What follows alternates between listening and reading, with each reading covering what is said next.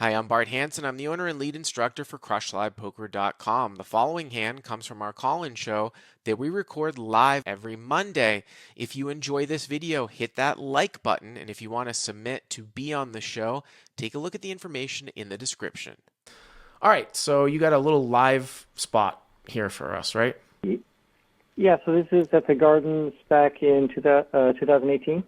Okay, so a couple years we're ago. playing, yeah. It's just, I thought of it because you've been bringing up these funny situations with weird play and people talking about the hand after and stuff. Right. So it's 3-5, $300 effective. I think it's either $300 max cap or for required buy-in. I can't remember, but we're about even. He's been main villain's been rebuying and is a little bit drunk. So he's in MP1, and it folds to me in the cutoff with ace-10 of spades. Okay. I raise to 20, and the villain calls, everybody else folds. In the big blind? He's in middle position 1. Oh, he limp calls. Yeah, he limp calls, exactly, Okay. yeah. Okay. And the flop comes down, ace of hearts, 10 of diamonds, 4 of clubs, so total rainbow, and I've got 2 pair. Mm-hmm. So he checks, I bet 20 again, and he calls. Okay. The turn is a jack of spades. Okay. So full rainbow, and now there's a straight out there and stuff. Right.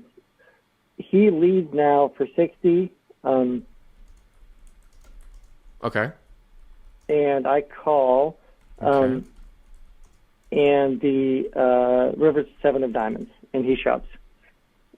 Okay, and the reason why we're fast tracking the hand is because the actual hand is not super duper. Well, it's important with what the showdown is. So you flop top 2, you raise over the top of a limp caller, ace 10-4, check 20 call, turns a jack, he leads for 60, you call.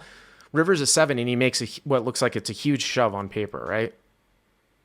Yeah, well, it's about pot size, I think, if I'm working it out right. Okay. But yeah, so he shoves, and just how he's been playing and stuff, I'm never folding top 2 pair. I think he's sort of coming after me and stuff like that. He's sort of He's just a maniac. Various stuff. He's a little bit of a maniac. I like sort of had a live read on him and like pushing him around a little bit. I could figure out when he was weak and stuff. So I think he's sort of mad at me anyway. So I call. Mm-hmm. He says straight, which is sort of what I thought he might have, other than just a bluff. He says straight and then turns over 10-9 off. And I didn't look. I just thought, I thought he might have a straight. He said straight, and I saw the 9 and thought, he's got it. So I sort of just muck my hands. I don't throw them totally into the muck, but I'm in seat 9, and I just push them toward the muck. And they do touch the muck, but they're obviously... But they're not mixed in with the muck, right? Exactly. Okay, yep. And then he says, no, I want to see his cards. So you go to muck the hand, and he says, "No, I want to see what he folded. I want to see his hand." Right? Yeah. Okay. So I mean, I don't know. I just sort of wasn't sure what to do, but I just took my cards and turned them over and showed I had 2 pair, and then right away 2 people that weren't in the hand but at the table said, "He doesn't have a straight. You have 2 pair."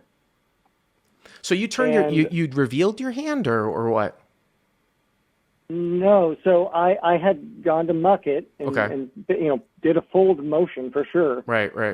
Pitched your hand in. He said, pitched my hand in. He said he said I want to see his hand, and so I retrieved my hand from toward the muck and turned it over, and then 2 people spoke up and said, "He doesn't have a straight. You're wrong. He's wrong, and you have 2 pair." So where was this? Where was this played out of? Was this in California? Yeah, this is California at the Gardens.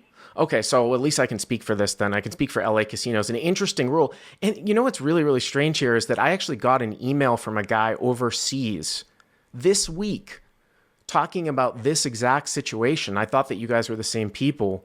It was a guy from Switzerland who said that this happened to him where he sort of mucked a hand that was the winner, and then his opponent asked to see his hand, and his hand was turned over, and they didn't award him with the pot. So the rules in California, at least in Southern California, is that, and I don't know who came up with this rule, if the winning player asks to see a mucked hand, the player that's going to be winning the pot asks to see a mucked hand, the mucked hand is live.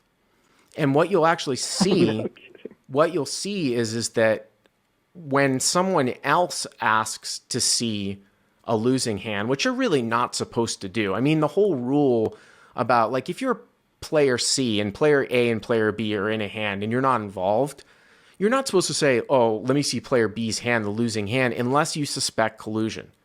That's the reason why that rule is around. And I've only done it a few times. And when I've done it is when I suspect collusion. And usually it's when I'm involved in the hand.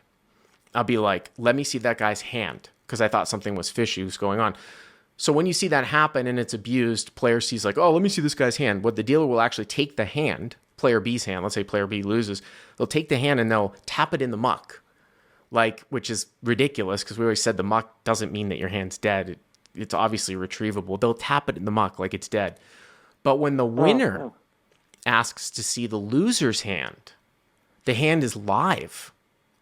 So in this particular case, you absolutely, it doesn't even matter that you retrieved your own hand.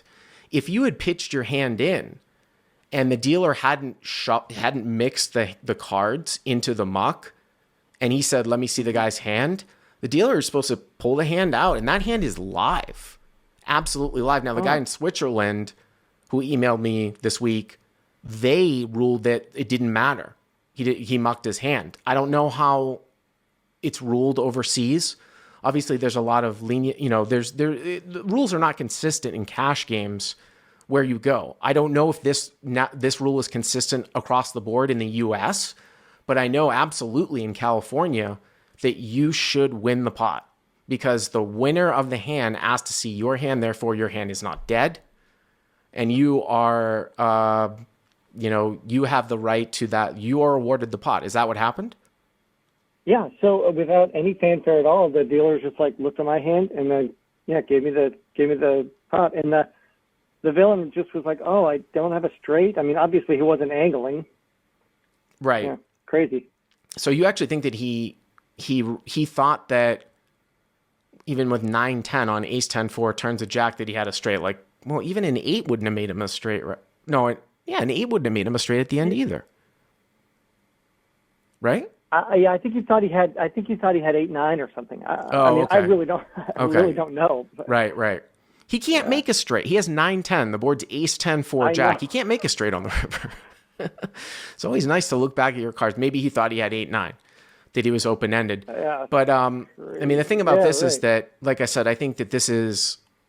Maybe not this situation, but the rule about being able to ask to see losing hands when you're not in the hand, when you don't suspect collusion, I feel like that's a rule that should be revisited. And I see some pitiful regulars. I've seen some pitiful regulars at Commerce do it. Like just the absolute nut low of not low, just to get the information. When they know that that's not the spirit of the rule. But I didn't even know that was a rule. I thought it was last to act. I mean, that's how we play in our home game. Is your last aggressor has to show and the other guy can muck. Well, it used to be at Commerce that it wasn't last aggressor, that if you got all in before the river, it was check. The person out of position had to show it. But I don't know why they made the rule where if you ask to see the loser's hand, it's live. I think it's to prevent it. The point being is that if you win the hand, you're just basically putting yourself on a free roll. I don't care if it happens 1 out of 10,000 times. If you ask to see the other guy's hand, whether you misread your hand or the other guy misread his hand, the only thing that can happen is that you will lose the pot. There is no gain. So if you're ever thinking about doing that on some sort of board where there's a 4 flush out there, it's a pretty stupid thing to do. If you're going to take a hand that's now sort of dead and make it live, right? Right. Well, anyways, I appreciate the call. If you like what you've seen here, please hit the subscribe button. And if you enjoyed this call in hand, hit the like button down below. To check out crushlivepoker.com, click on the link in the description. Use the code YTA300 to get the first 30 days for free.